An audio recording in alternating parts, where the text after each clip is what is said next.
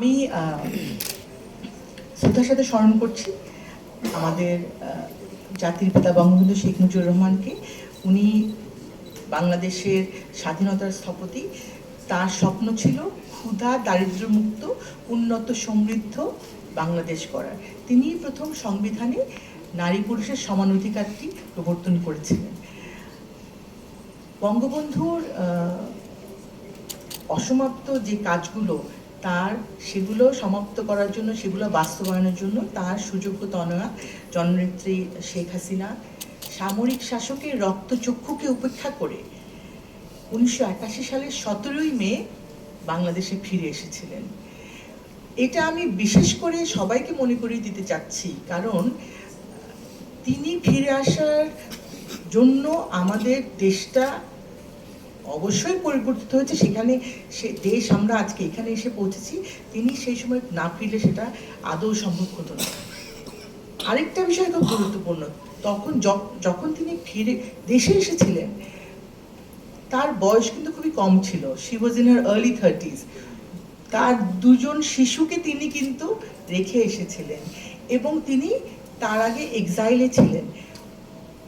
এই যে উনি যেই দায়িত্ব নিয়ে দেশে এসেছেন বাংলাদেশে, ওই সময়ের কোনো নারীর জন্য, কোনো মানুষের জন্যই এই দেশে ফিরে আসা, যেই দেশে তার পরিবারের প্রায় সবাইকে মানে তিনি হারিয়েছেন, এবং সেই দেশে তিনি শুধু ফিরেই আসেননি, তিনি নিরলসভাবে কাজ করেছেন। যে কোনো সাধারণ মানুষের পক্ষে আমার মতে সেটা আসলে করাটা মানে একেবারেই অসম্ভব ছিল।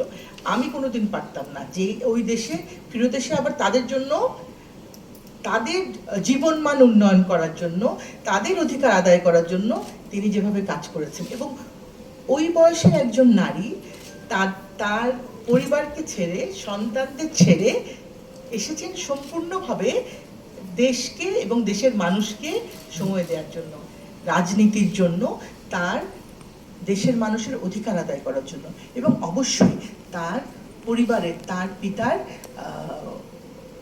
খুনিদের বিচারের জন্য, বিচারের ব্যবস্থা করার জন্য।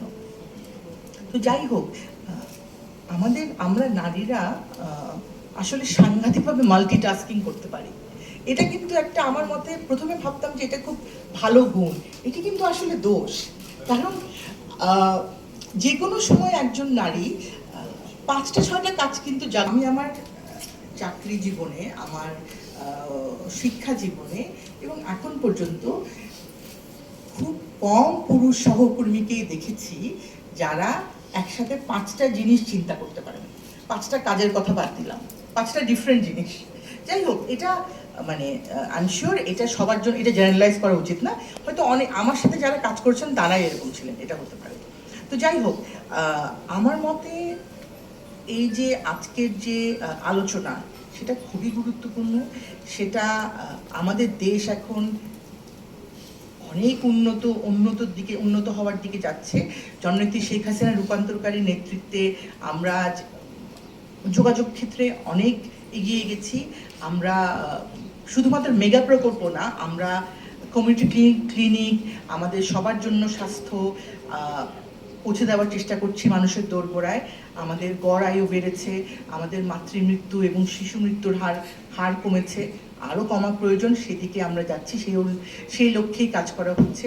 আমাদের সর্বজনীন পেনশন স্কিমটার কথা যদি বলি, সেটাও কিন্তু নারী পুরুষ সকলের জন্য, এবং যারা সরকারি চাকুরি করে না তাদের যে জীবনমান উন্নয়ন, ভবিষ্যৎকে সুরক্ষা দেওয়ার জন্য কিন্তু সর্বজনীন পেনশন স্কিমটা একটি খুব গুরুত্বপূর্ণ উদ্যোগ।